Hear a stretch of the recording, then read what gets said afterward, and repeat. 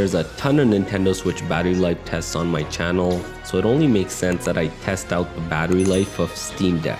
I'm gonna first look at Spiderman Remastered, which is a pretty demanding game. To have this game playable on Steam Deck, the settings need to be set to medium, and the frame rate here averages around 40 FPS. The Steam Deck's pretty much getting pushed to the limits. So how much battery life are you gonna get with Spiderman Remastered? The battery life can vary quite a bit by not only the game you're playing, but a few other settings. This includes the brightness, which I did set to maximum with adaptive brightness off. I also set the audio to maximum, and I am of course connected to online. So this really is the worst case scenario. I did lock the frame rate to 45 FPS. Steam Deck has a neat little feature here. You can display all the stats you want, and it's not only the FPS that gets displayed on screen, but you also get info on the CPU and the GPU usage. The big piece of info here is the remaining battery. So yeah, Steam Deck pretty much just tells you what battery life you're gonna get.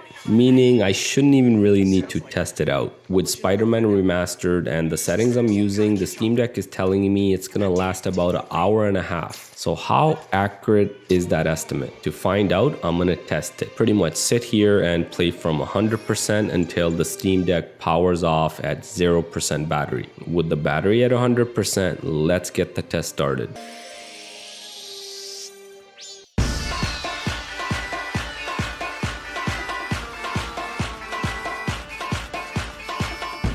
At the 1 hour mark, we're getting pretty low here, only 22% battery remains.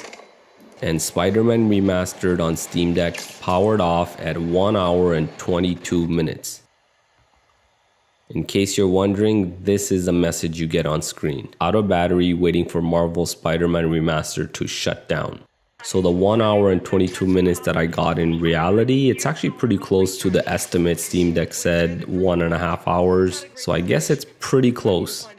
Once you're out of battery and charging, the Steam Deck will also tell you how long it's gonna take to fully charge. And from 0 to 100, it takes about 1 hour and 40 minutes. I also looked at the battery life of Apex Legends on Steam Deck. That game also, I did set it to the maximum settings with no frame rate limit, so it was getting 60 FPS. You can see the GPU gets worked here to the max. For Apex Legends, expect similar battery life to Spiderman Remastered. It'll give you battery life of about an hour and 20 minutes. Just for comparison, the other big handheld, the Nintendo Switch OLED, can deliver over 5 hours of Apex Legends. That of course is at much lower graphic settings, and the frame rate there is a max of 30. So to give it a fair comparison, let's try that again with the Steam Deck. This time I locked the frame rate to 40. Brightness, I turned it down slightly to try to match the Switch. I also turned off the Steam Deck haptics. The graphics, the big thing here, were turned down to the lowest settings, and now Steam Deck's telling me I'll get about 3.5 hours. So still nowhere near the over 5 hours you get with the Switch OLED. Keep in mind the Steam Deck is not as energy efficient, a bigger GPU, bigger CPU, a lot more hardware here. Even with its bigger battery, 5313 milliamp hours, that compares to 4310 which you have on the Switch.